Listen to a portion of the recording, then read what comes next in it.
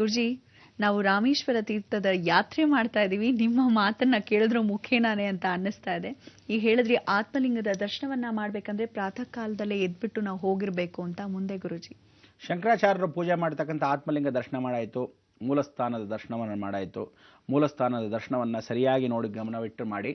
ಕೆಳಗಡೆ ಪಾಣಿವಟ್ಟಿದೆ, ಮೇಲ್ಭಾಗದಲ್ಲಿ ಮರಳಲಿಂಗ.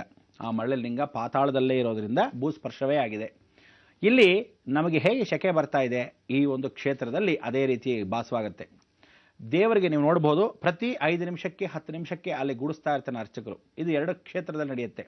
ಒಂದು ತಿರುಪತಿಯಲ್ಲಿ ಬಾಲಾ ತ್ರಿಪುರ ಸುಂದರ ಕ್ಷೇತ್ರ, ಎರಡನೇದು ರಾಮೇಶ್ವರ ಕ್ಷೇತ್ರ. 2 ಬಿಟ್ಟರೆ ಪರಿಪೂರ್ಣವಾಗಿ ನಮಗೆ ಬರ್ತಕ್ಕಂಥದ್ದು ತ್ರಯಂಬಕೇಶ್ವರದಲ್ಲಿ ಮಾತ್ರ. ಅಂದರೆ ಗರ್ಭಗುಡಿಯಲ್ಲಿ ಶಕೆ ಬಂದಾಗ ನೀರು ಥರ ಹರಿತಾ ಹೋಗುತ್ತೆ, ಸ್ವಲ್ಪ ಮಟ್ಟಿಗೆ ಶಕೆ ಶುರುವಾಗುತ್ತೆ, ಉಗ್ತಾ ಇರುತ್ತೇನೋ ಒಂದು ಕಡೆಯಿಂದ ಅಂತ ತಿರುಗಿ ಗುಡಿಸ್ತಾರೆ, ನೀರು ಉಗ್ತಾ ಇರುತ್ತೆ. ಈ ಗರ್ಭಗುಡಿಯೆಲ್ಲ ಯಾವಾಗಲೂ ನೀರಾಗಿರುತ್ತೆ. ನೋಡಿ, ಸಮುದ್ರದ ಹತ್ರ ಯಾವ ಕಾಲಕ್ಕೂ ಒಳಭಾಗದಲ್ಲಿ ಮರಳೆಲ್ಲ ಏನಾಗಿರುತ್ತೆ, ಒದ್ದೆಯಾಗೇ ಇರುತ್ತೆ, ನೀರಿನಂಶ ಹೆಚ್ಚಾಗೇ ಇರುತ್ತೆ.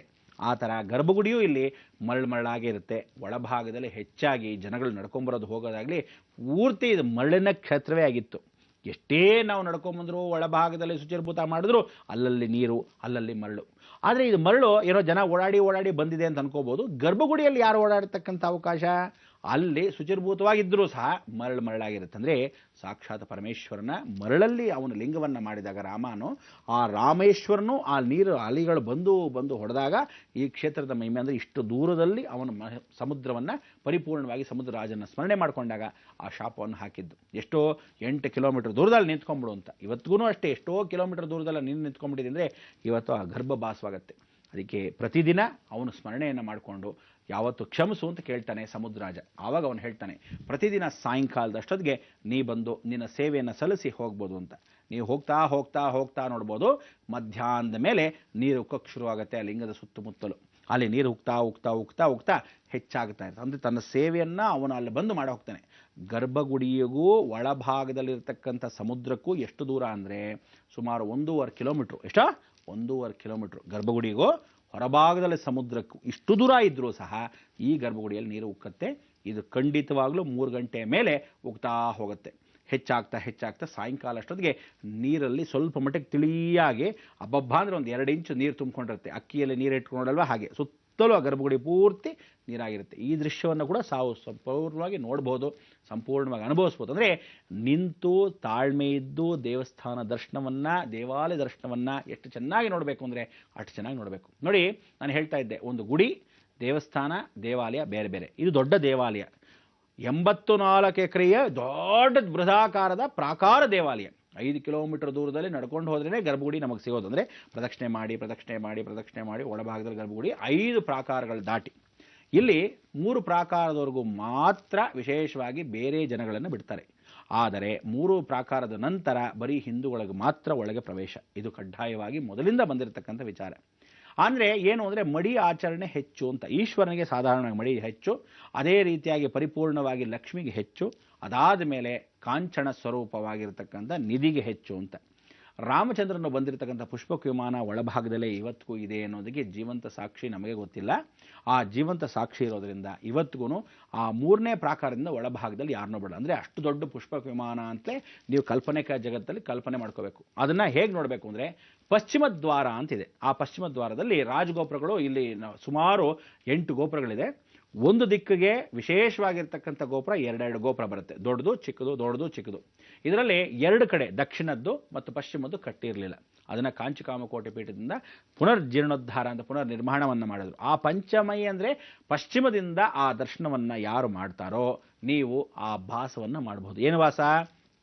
ಪುಷ್ಪಕ ವಿಮಾನ ಆಕಾರ. ನೀವು ಒಳಭಾಗದಲ್ಲಿ ರೆಕ್ಕೆ ಆಕಾರ, ಅಂದರೆ ದೇವಸ್ಥಾನ ಒಳಗೆಲ್ಲ ಓಡಾಡ್ತಿದ್ರೆ ಏನೂ ಗೊತ್ತಾಗಲ್ಲ. ಪಶ್ಚಿಮ ದ್ವಾರಕ್ಕೆ ಬಂದು ಹೀಗೆ ನಿಂತ್ಕೊಂಡು ಹೀಗೆ ನೋಡಬೇಕು. ಮುಂದಗಡೆ ಆ ಕಲ್ಲು ಹಾಗೇ ಬಂದಿದೆ, ಆ ಹಂಸ ತನ್ನ ಮುಖ ಎತ್ಕೊಂಡು ಹಾಗಿದೆ. ಕಲ್ಲನ್ನು ಹಾಗೇ ಅಬ್ಸರ್ವ್ ಮಾಡಬೇಕು ನೀವು. ಹೀಗೇ ಪೂರ್ತಿಯಾಗಿ ನೋಡಿದ್ರೆ ಆ ದೇವಾಲಯವನ್ನು ಆ ಪಕ್ಷಿ, ಹಂಸ ಪಕ್ಷಿಯಲ್ಲಿ ರಾಮನ ಚಂದ್ರನೇ ಕರ್ಕೊಂಡ್ಬರ್ತದೆ. ಅಂದರೆ ಲಿಂಗದ ಸಮೇತವಾಗಿ ರಾಮ, ಸೀತಾ, ಲಕ್ಷ್ಮಣ, ಆಂಜನೇಯ, ಭರತ, ಶತ್ರುಘ್ನ, ಆ ಗುಹ, ವಿಭೀಷಣ ಎಲ್ಲರೂ ಕರ್ಕೊಂಡು ಬರ್ತಾ ಇದ್ದಾರೆ ಅನ್ನೋದೇ ಕಾಣುತ್ತೆ. ಹೇಗೆ ಕಾಣುತ್ತೆ ಅಂದರೆ ಕಂಬಗಳಲ್ಲಿ ಕೆತ್ತನೆ ಮಾಡಿದ್ದಾರೆ. ರಾಮನ, ಲಕ್ಷ್ಮಣ, ಭರತ, ಶತ್ರುಘ್ನ, ಸೀತಾಮ್ನವರು ರಾಮನ ತೊಡೆ ಮೇಲೆ ಕೂತಿದ್ದಾರೆ. ಆ ದೃಶ್ಯವನ್ನು ಆ ಕಡೆಯಿಂದ ನೋಡಿದ್ರೆ ಗೊತ್ತಲ್ಲ, ಏನೋ ಕೆತ್ತನೆ ಮಾಡಿದರೆ ನಾವು ನೋಡ್ಕೊಂಡು ಹಿಂಗೆ ಹೊಟ್ಟೋಗ್ತಾ ಇರ್ಬೋದು. ದೂರದಿಂದ ಬಂದು ಆ ಪಶ್ಚಿಮ ದ್ವಾರದಿಂದ ಹಾಗೆ ನೋಡಿದಾಗ ಪುಷ್ಪಕ ವಿಮಾನ ಅಂತಿದೆ. ಅದಕ್ಕೆ ಆ 3ನೇ ದ್ವಾರದಿಂದ ಯಾವ ಕಾಲಕ್ಕೂ ಯಾರನ್ನೂ ಒಳಗಡೆ ಬೇರೆ ಅನ್ಯ ಜನಗಳನ್ನ ಬಿಡೋದಿಲ್ಲ, ಬರೀ ಹಿಂದೂಗಳ ಮಾತ್ರ ಒಳಗೆ ಪ್ರವೇಶ, ಇದು ಕಡ್ಡಾಯ. ಆ ಕ್ಷೇತ್ರದಲ್ಲಿ ಒಳಭಾಗದಲ್ಲಿ ಹೋದಾಗ ನಾವು ಆ ದೃಶ್ಯವನ್ನು ಭಾಳ ಚೆನ್ನಾಗಿ ನೋಡ್ಬೋದು. ನೀವು ಅಲ್ಲಿ ಏನು ಅಂದರೆ ಹೀಗೆ ಸಾಯಂಕಾಲದಲ್ಲಿ ಕೂತ್ಕೋಬೇಕು, ಪ್ರದಕ್ಷಿಣೆ ಮಾಡ್ಕೊಂಡು ಬಂದಿರ್ತೀರ, ಸ್ವಲ್ಪ ಟೈಮ್ ಇದೆ, ಕೂತ್ಕೋಬೇಕು. ಆ ಜಗಳಿಗಳು ಲೈನಾಗಿ ಕೆತ್ತನೆ ಮಾಡಿದ್ದಾರೆ, ಜಗಲಿ ಮೇಲೆ ಹಿಂಗೆ ಕೂತ್ಕೊಳ್ಳಿ. ನೀವು ಸಮುದ್ರದಲ್ಲಿ ಹೀಗೆ ಬೋಟಲ್ಲಿ ದೋಣಿಲಿ ಆಡ್ತಾ ಇದ್ದಾಗಿರುತ್ತೆ. ಅದು ನಮಗೆ ಗೊತ್ತಾಗೋ ಪ್ರಚಾರ ಇಲ್ಲ, ತುಂಬ ದೊಡ್ಡದಾಗಿ ಜೋರಾಗಿ ಆಡೋದಂತಲ್ಲ, ನಿಧಾನಕ್ಕೆ ಕೂತ್ಕೊಳ್ಳಿ, ನಿಶಬ್ದವಾಗಿ ಕೂತ್ಕೊಳ್ಳಿ. ಆ 1-2 ನಿಮಿಷ ಹಾಗೇ ನೋಡಿ ಕೂತ್ಕೊಂಡಾಗಿದ್ದಾಗ ನಿಮಗೆ ಅನುಭವ ತೇಲ್ತಾ ಇರುತ್ತೆ. ಅದು ಭೂಮಿಯ ವಿಕೋಪ, ಭೂಮಿಯ ಗುಣಗಳು, ಸಮುದ್ರದ ಹತ್ರ ಇರತಕ್ಕಂಥ ದೇವಾಲಯ ಪುಷ್ಪಕ ವಿಮಾನದ ಗುಣಗಳು. ಅಂದರೆ ಎಷ್ಟು ಚೆನ್ನಾಗಿ ಆ ಕಾನ್ಸೆಪ್ಟು ನಮಗೇ ಗೊತ್ತಿಲ್ಲದೆ ಅಷ್ಟು ಚೆನ್ನಾಗಿ ನೀವೇ ಅನುಭವಿಸ್ತೀರ. ದೇವಾಲಯ ಪೂರ್ತಿ ಹೀಗೆ ಅನ್ನೋದು ನಿಮಗೆ ಭಾಸವಾಗತ್ತೆ, ಅನುಭವ ಕೂಡ ಆಗತ್ತೆ. ಇದು ಸತ್ಯ.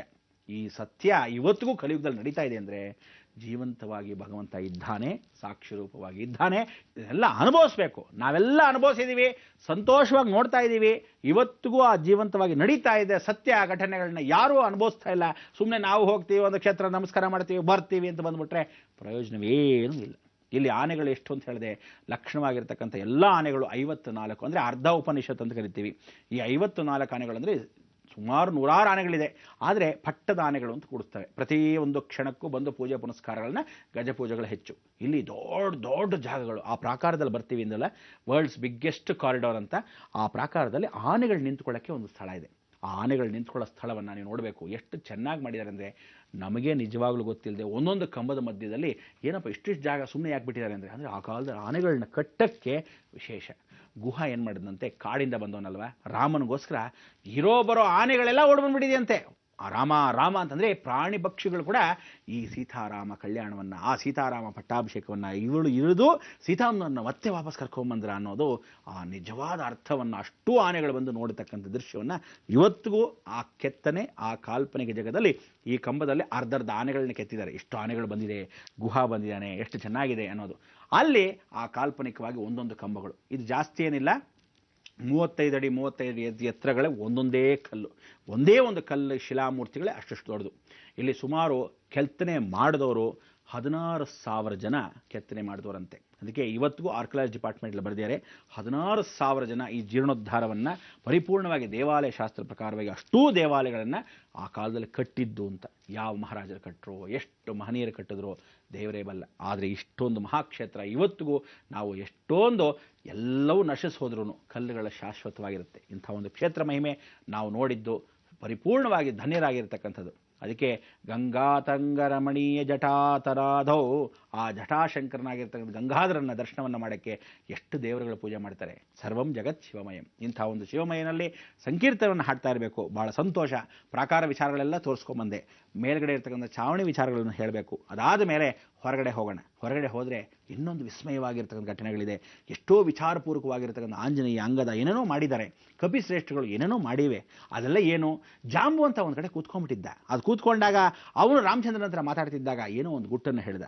ಏನು ದರ್ಶನವನ್ನು ಪಡೆದ, ಅದೆಲ್ಲ ನೋಡಬೇಕು, ಕೇಳಬೇಕು, ಆನಂದ ನೀವು ಪಡಬೇಕು. ಅದೇ ನಮ್ಮ ಆಸೆ, ಅಭಿಲಾಷೆ. ಕೂತಿರಿ ಬಂದೆ.